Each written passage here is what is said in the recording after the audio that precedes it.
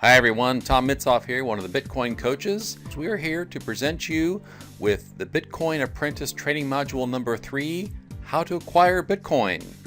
Now there are two previous modules in this series, and if you have not seen those yet, we recommend that you go back and start at the beginning. If you're a complete beginner with Bitcoin, which you may be, and the links to those two modules are below this video. But if you've already watched video number 1 and 2, welcome, and we're going to teach you and talk to you about how you can actually acquire and receive Bitcoin. The goals through this module are to talk about mining, purchasing Bitcoin, and accepting it as payment for services or products. The Bitcoin rush is similar to the gold rush. Last year, which would have been 2013, Bitcoin increased in value at one point by more than 10,000%. It went from about $10 per Bitcoin in value to a point in December of 2013 where it reached over $1,200 in value.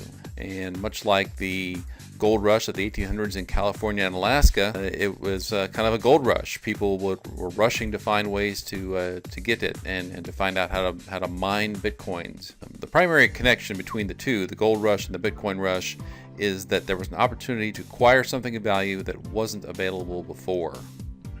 Now in Bitcoin mining, as you know from previous modules, there's no picks and shovels.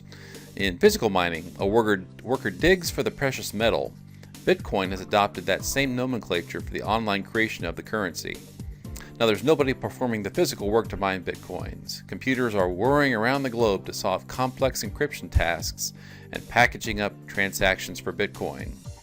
When one task is solved, the person whose computer solved the task is rewarded with Bitcoins. In the early days of Bitcoin, around 2009, a regular home computer with a normal CPU, computer processing unit, could mine Bitcoins easily. It was possible to accumulate them with a home computer. But now, as time has elapsed and more coins have been created, it has become more and more difficult to create coins. That is how Satoshi Nakamoto intended for the system to develop and mature. Now it takes very expensive mining rigs, which are specialized computers, to mine enough Bitcoin to make the effort profitable. These computers are highly specialized hardware. It's not a computer where you can do other tasks on it. They're basically precision manufactured to do this one task only, and that's mine Bitcoins. There was a period of time in 2013 when you still could use a home computer to mine Bitcoin by running the software and processing the transactions that occur. And as you know, when you do that, your computer is rewarded with Bitcoin. But what's happened since that point is that all of the high-powered computers that have gotten involved have just magnified the hashing power that has been thrown at the task of running the Bitcoin software to a degree which I don't think anyone ever believed would happen. And the way this works is that as all these computers are working to solve the equation to ratify the transactions, the computer that does it first is the one that gets the Bitcoin. So basically, in that previous slide, you saw this humongous machine just whirring away. And if you put your personal computer and the power that it has compared to that machine, it would be highly unlikely that your machine could beat that machine at the task. And that is what we talk about. It would be a needle in a haystack kind of occurrence.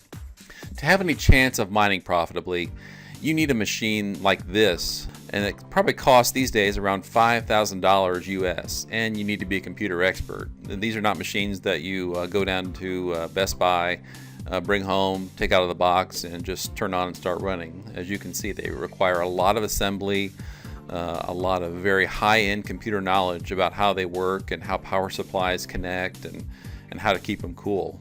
This is big-time stuff, and you really have to be a computer expert to be able to run these machines. When we talk about mining profitably, what we're talking about is the cost of the electricity and the cost of the machine.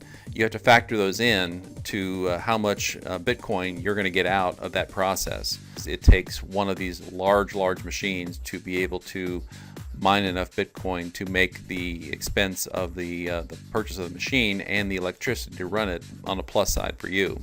We will cover more on mining in our advanced modules, which you'll learn more about later, but we do not recommend mining for beginners. So what we say, and the best way to get Bitcoin quickly is to buy it.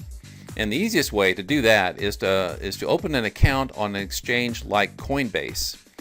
We've talked about Coinbase in the previous modules. Once you have a free account at Coinbase, you can purchase Bitcoin from Coinbase using your local currency, whether that be US dollars or British pounds, Mexican pesos, lots of different ways to do it. Probably what we would recommend for you is to purchase a very, very small amount just to get started, so you can get a good feel for how the system works. The first Bitcoin I bought way back with Coinbase was about $10 worth.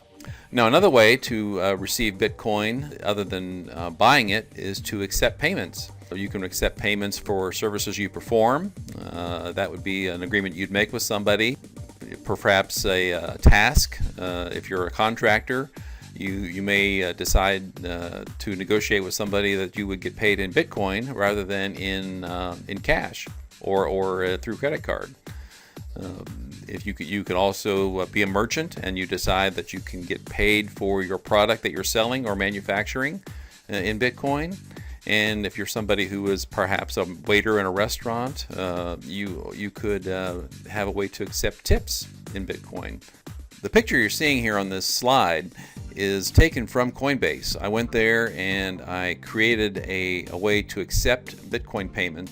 And there's two ways. There's a physical address. People can copy and paste that long coded address into their Bitcoin wallet and send me money, or they can scan the QR code that's there and send me money. Now, on this particular one through Coinbase, it was set with no specific amount in mind, so the person who would send me any money would be able to do that and just pick what amount they'd want to. You can also set it up so that the QR code or the Bitcoin address that you create will receive a specific amount of money. So there's different flexibility and different ways to do that. But that's all done through Coinbase, and once again we say that that's free to get started with.